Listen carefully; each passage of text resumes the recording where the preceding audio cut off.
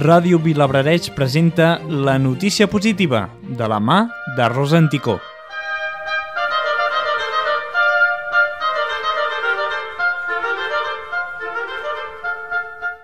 Una empresa usonenca que va néixer el 2010 presenta la primera pasta fresca per a celíacs.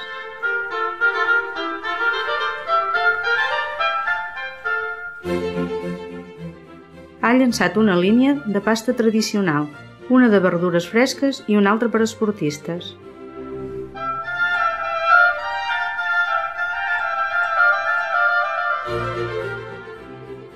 L'empresa Sempreteca de Taradell ha presentat al mercat la primera pasta fresca dels Països Catalans, apta també per a celíacs.